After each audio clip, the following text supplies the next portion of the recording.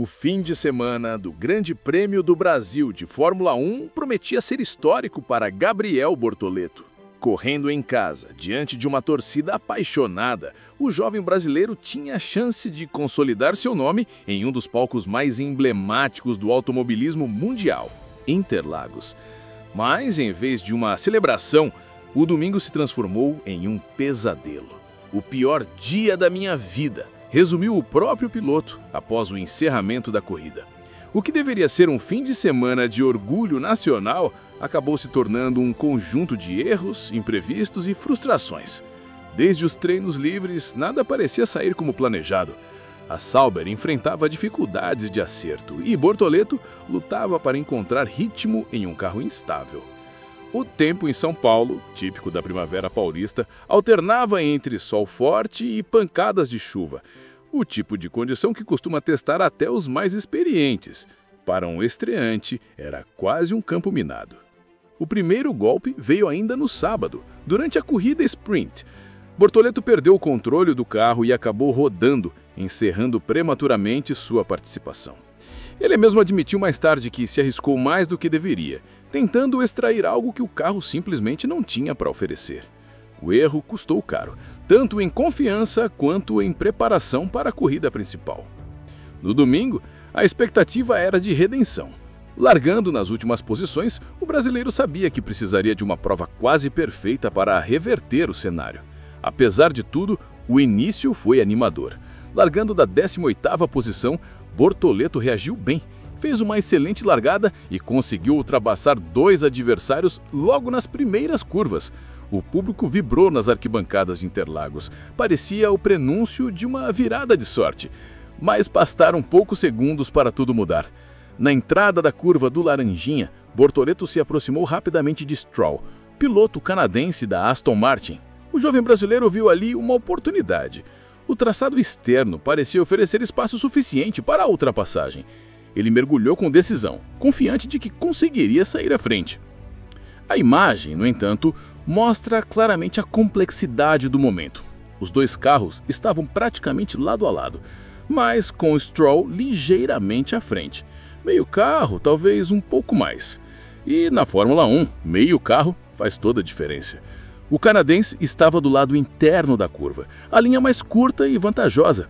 Segundo o regulamento da FIA, o piloto que tem mais de meio carro à frente tem o direito de utilizar o traçado completo da curva. Isso significa que, nesse ponto, o espaço restante para Bortoleto se tornava cada vez mais estreito. Na tentativa de evitar o contato, Bortoleto manteve o pé firme e tentou se ajustar ao limite da pista, mas já não havia mais espaço. Ele foi empurrado lentamente para a parte externa, com o carro se aproximando perigosamente da grama úmida. Quando as rodas esquerdas tocaram fora do asfalto, o desfecho foi inevitável. O carro da Sauber perdeu tração instantaneamente. Em milésimos de segundo, a traseira escapou e Bortoleto tentou reagir girando o volante com força. O contra-esteroz veio tarde demais. O carro rodou completamente e foi direto contra a barreira de pneus. O impacto, embora não tenha causado ferimentos, destruiu a suspensão dianteira esquerda e encerrou a corrida do brasileiro antes mesmo do fim da primeira volta. Interlagos silenciou por um instante. Era possível sentir a frustração não apenas do piloto, mas de todo o público presente. O jovem de apenas 20 anos, que carregava consigo o sonho de representar o país na elite do automobilismo mundial, deixava a pista de forma amarga. Ainda tentando mover o carro avariado de volta aos boxes. O pneu dianteiro esquerdo simplesmente não respondia. Pouco depois, ao ser entrevistado, Bortoleto foi direto e sincero. Foi o pior dia da minha vida. Não tentou justificar o erro, não procurou culpados. Admitiu que, em meio à adrenalina e à vontade de mostrar serviço, acabou arriscando além do necessário e, pior, fez isso diante de casa, com toda a pressão emocional que um jovem piloto pode sentir ao competir diante de milhares de torcedores brasileiros. Para muitos, esse tipo de erro é apenas parte do processo de amadurecimento. Para ele, naquele momento, foi devastador. Estar em casa e decepcionar o público é algo que machuca ainda mais, comentou. As câmeras mostraram o rosto abatido do piloto, que recebeu aplausos mesmo ao sair do carro.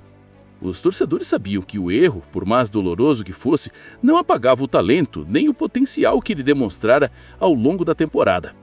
Enquanto voltava aos boxes, Bortoleto era saudado com gritos de apoio e bandeiras do Brasil sendo agitadas nas arquibancadas.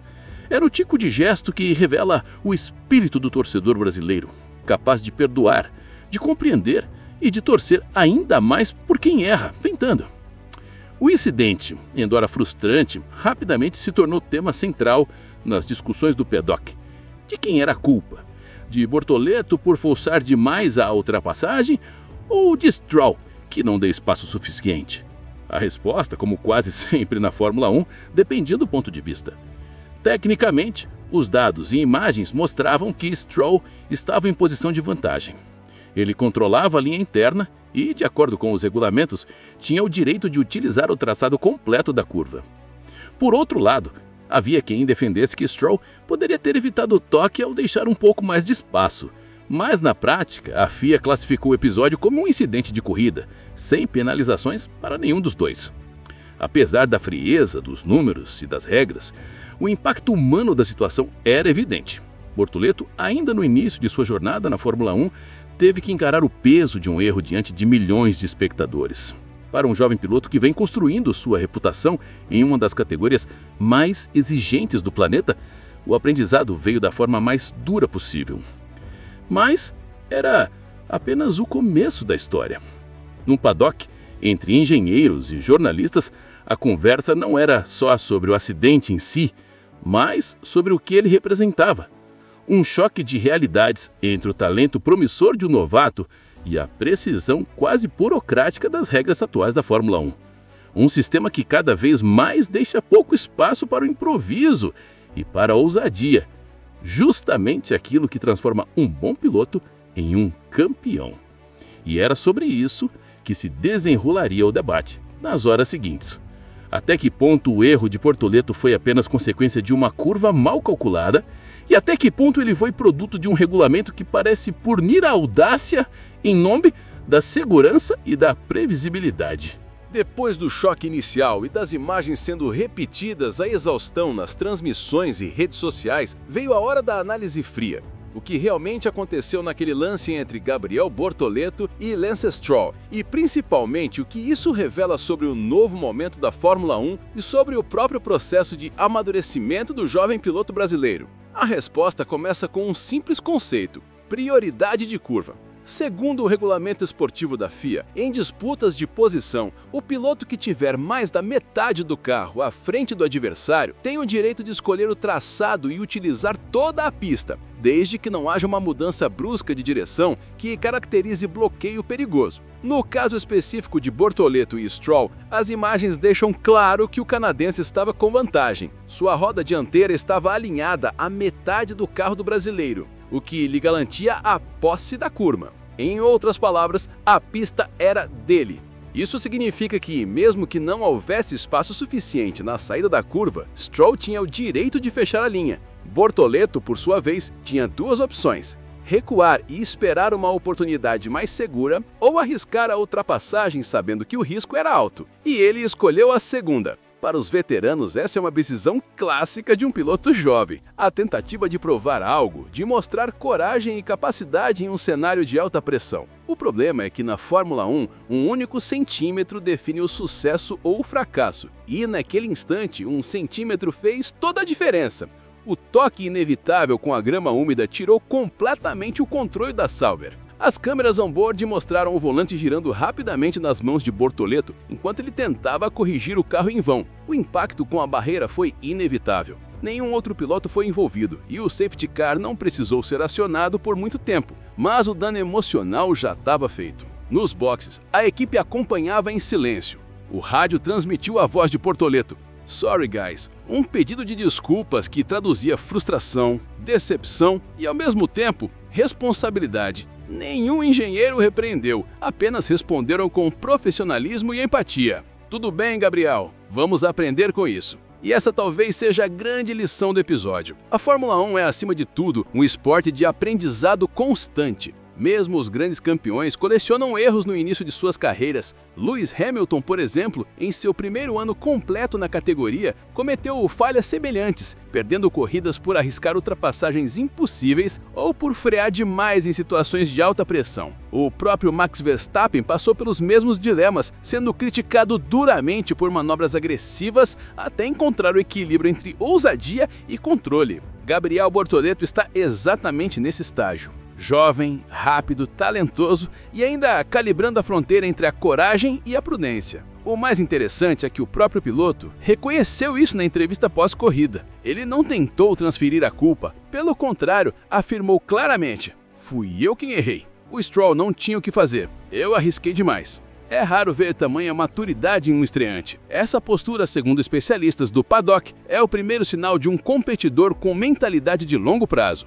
Mas o episódio também reacendeu um debate antigo dentro da Fórmula 1. As novas regras de disputa estão tornando as corridas menos emocionantes? Vários analistas defendem que, nas temporadas passadas, a direção de prova era mais flexível em relação ao espaço durante ultrapassagens. Mesmo que um piloto tivesse menos da metade do carro à frente, bastava estar lado a lado para ter direito a um mínimo de pista. Era uma forma de incentivar disputas mais acirradas, forçando ambos os pilotos a dividir a curva, algo que gerava manobras espetaculares e momentos icônicos. Hoje, o critério é matemático e frio, o que traz mais segurança, mas também reduz o espaço para a criatividade. No caso de Bortoleto, pelas regras antigas, o Stroll seria obrigado a deixar espaço suficiente para que o brasileiro permanecesse na pista, ou seja, o incidente possivelmente não teria ocorrido. No entanto, os tempos mudaram. A FIA prioriza a previsibilidade, o controle e a integridade dos carros.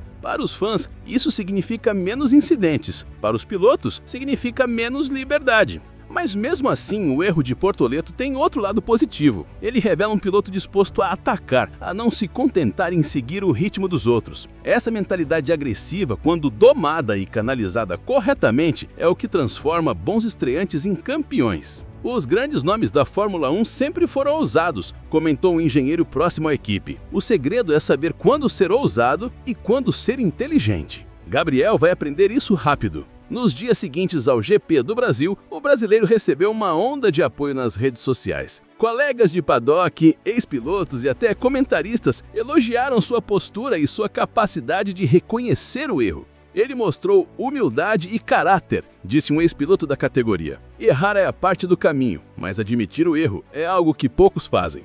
Dentro da Sauber, o clima também permaneceu positivo. A equipe tratou o episódio como uma lição natural do processo de adaptação de um novato à Fórmula 1. Nenhum dedo foi apontado e a prioridade passou a ser entender tecnicamente o que aconteceu, desde o ponto de frenagem até a aderência no trecho em que o carro escapou. O relatório interno apontou que a grama realmente estava úmida, o que reduziu ainda mais a margem de manobra do brasileiro. Mesmo assim, a conclusão foi unânime. A decisão de manter o pé firme na curva foi precipitada. O próprio Gabriel acompanhou a análise, revisando os dados de telemetria, os vídeos on-board e o comportamento do carro. Ele ficou em silêncio por muito tempo, apenas observando cada detalhe. Mas depois levantou e disse: "Entendi onde errei.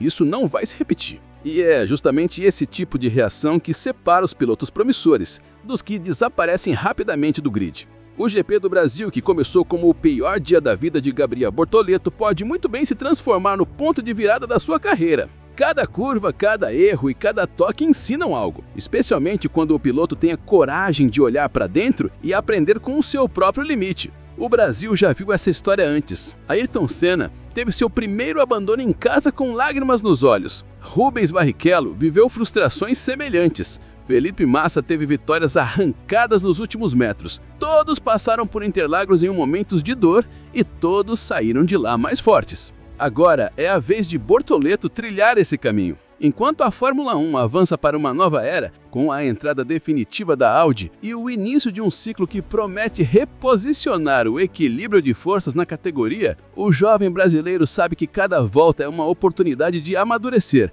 E se há algo que a história da F1 ensina, é que os grandes campeões não nascem da perfeição, nascem da superação. O acidente em Interlagos ficará marcado, sim, mas não como o fim de uma história, e sim como o capítulo que revelou o verdadeiro espírito de um piloto que ainda tem muito a mostrar.